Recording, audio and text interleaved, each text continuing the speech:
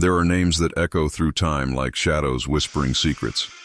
Names that stir a primal fear buried deep in our collective unconscious. One of those names is Lilith, the forbidden mother, the exile, the one who was erased yet never forgotten.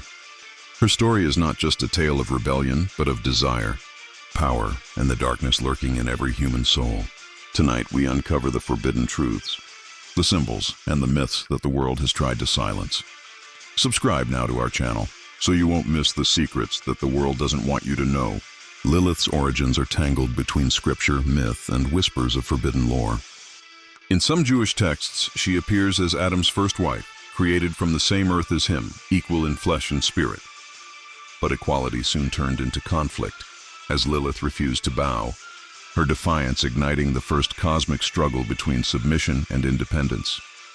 Her rebellion wasn't just against Adam, it was against an entire order built on submission and hierarchy. That refusal marked her not as a partner, but as a danger, a being too wild for paradise. Expelled from Eden, she was condemned to become a warning, a name that would echo as both curse and prophecy across generations. But what if this story was never meant to demonize her? What if Lilith was the embodiment of the untamed feminine, the force of chaos that creation itself requires? To reject her was to reject the shadow side of humanity, the part of existence that refuses to be caged, the very essence of raw freedom. Ancient cultures feared what Lilith represented: independence, sexuality, and refusal to be controlled. That is why her name became synonymous with the night, with spirits that lurked unseen. A symbol transformed into a curse, a woman rewritten as a monster by those who feared her power, and yet her myth never disappeared. Like a flame hidden beneath ashes, it smoldered in silence, waiting for the moment to ignite again in the human imagination. Every retelling gave her new form, new strength, keeping alive the archetype of rebellion itself. The question is not only who Lilith was, but why humanity needed to create her in the first place. She is the mirror of fears we dare not name, the proof that no paradise can silence the voice of freedom. To understand Lilith is to understand humanity's struggle with balance, with power, and with the shadow that always follows light.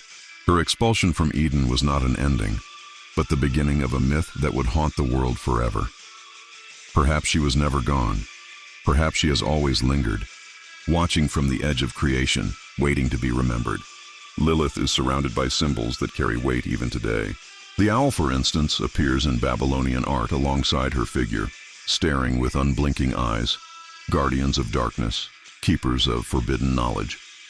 To see an owl in the night was to know that something beyond human comprehension was watching. The serpent is another emblem tied to her essence. Often merged with the story of Eden, Lilith becomes the whispering voice in the garden, tempting humanity to seek wisdom beyond divine command. A serpent not of evil, but of liberation, shedding skin as a metaphor of transformation and forbidden enlightenment. Her figure is often winged, combining human beauty with demonic strength. Wings that signify freedom, a body that defies the borders between the mortal and the divine.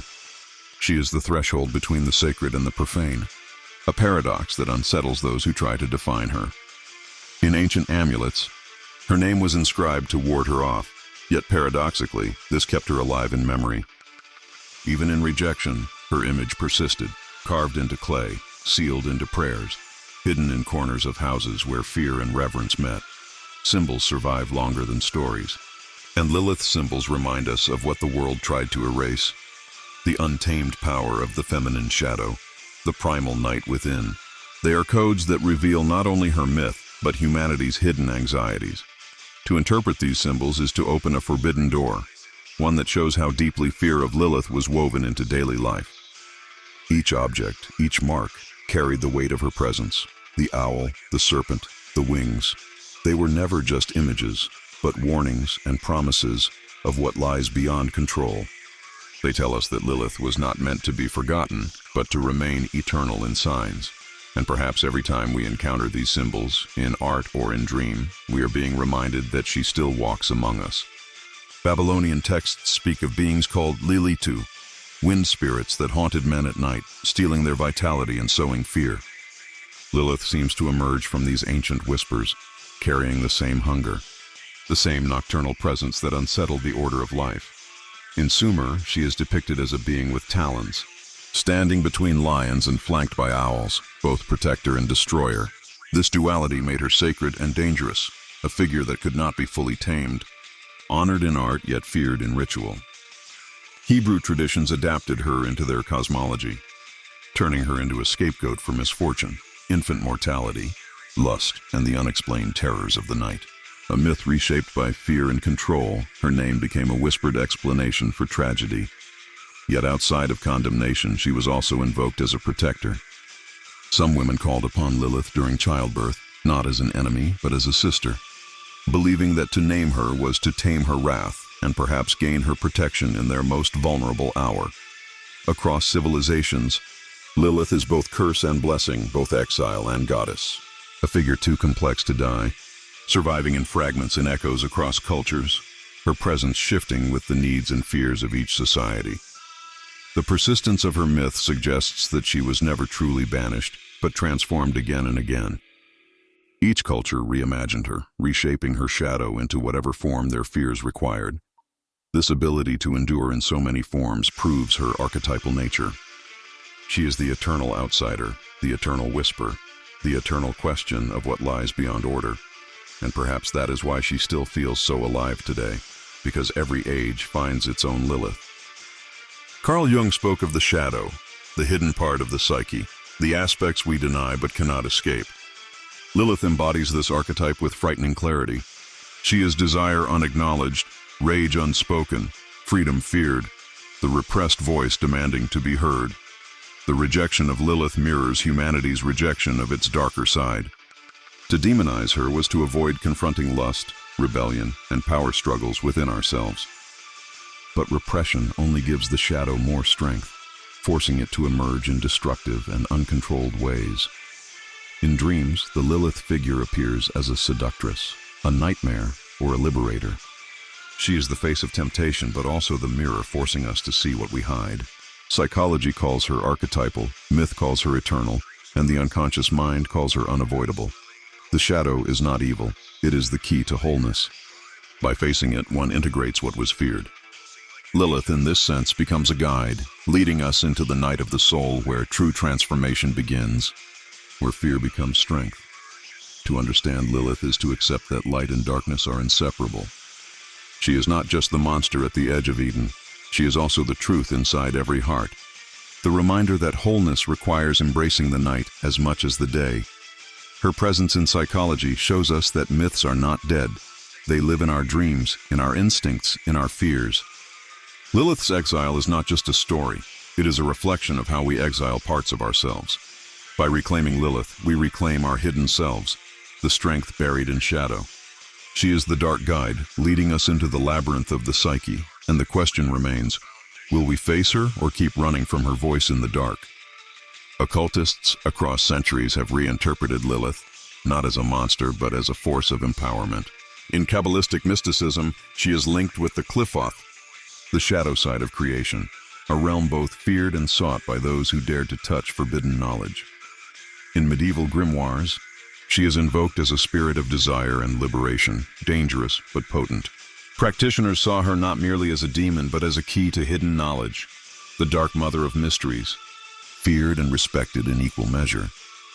Some esoteric traditions consider her the bride of Samael, the angel of death, together forming a union of chaos and freedom. A forbidden couple, yet one that completes the cosmic balance, embodying the tension between life and death, order and anarchy.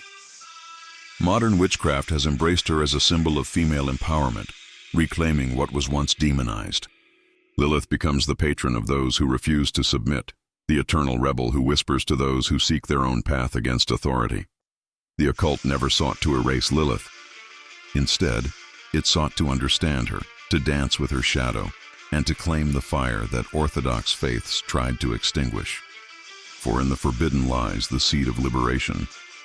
Lilith in the occult represents the unspoken truths of creation, that without chaos, order is brittle, and without shadow, light has no meaning. She is the balancing force ignored by doctrine. To invoke Lilith is to risk, but also to awaken. Her name carries weight in ritual, her presence a test of courage and intent, and those who call her find not just a demon, but a mirror of their own forbidden power. Poets of the Romantic era revived her name, painting her as a femme fatale, a beauty both intoxicating and destructive. She became muse and curse, the face of desire in human form, the embodiment of the dangerous allure of freedom. Artists captured her with flowing hair and serpent companions, blending danger with allure. Each brushstroke whispered that what is forbidden is also irresistible, turning her into a symbol of temptation immortalized on canvas. In literature, from Goethe to modern fantasy novels, Lilith emerges as a character both feared and admired. She is the archetype of the dark woman, the eternal temptress who redefines morality. A figure who walks between nightmare and liberation. Cinema and television have also embraced her, turning Lilith into a figure of rebellion, power, and seduction. From horror to fantasy, her name lingers, always tied to mystery, an eternal character reshaped for each generation. Modern culture has not destroyed her, it has amplified her. Lilith continues to haunt, not as a relic of the past, but as a living myth shaping how we see women, power, and freedom, breathing through every retelling of her name. Her adaptability in culture shows her resilience. Lilith refuses silence, speaking through art, through words, through images that stay imprinted in our imagination. Every portrayal, whether as demon or muse, adds another layer to her myth, proving her relevance in every age. And perhaps this is her greatest power, that she never dies but transforms endlessly. What if Lilith was never just a myth, but a memory waiting to awaken? What if her return is not physical but psychological, an eruption of the suppressed feminine across the world, an awakening of shadows long buried? Today, movements of liberation and rebellion echo her voice. Every cry for equality, every demand for freedom carries her essence. Lilith becomes not a demon but a prophecy fulfilled, the whisper of rebellion now roaring. If she walked among us, would she appear as a nightmare or as a savior? Would she tear down the walls of order or open our eyes to truths we fear to face? She would force humanity to confront what it has long denied. Perhaps she has already returned, not as a woman, but as a symbol embedded in culture, art, and the very language we use to describe power. Lilith may not be waiting. She may already be here. Her presence felt in every act of defiance. And the true question is not whether she exists, but whether we are ready to face her without fear, to accept her as part of us instead of casting her into shadow once again. Her return is not an event, but a realization that she never left. Humanity is only now learning to hear her voice again. The myth of Lilith is alive in our struggle for freedom, in our fight with the shadows we once feared. She is the pulse of rebellion itself, and maybe in truth, we are the ones who have returned to her. Lilith is not a relic of the past. She is the unyielding whisper of rebellion that echoes in every age, the shadow we cannot erase, the flame that burns where silence once reigned. To know her story is to confront the depths of our own nature, the forbidden truths we fear to accept. She is not gone. She has never left. Subscribe now and let the forbidden stories reach you before the world hides them again.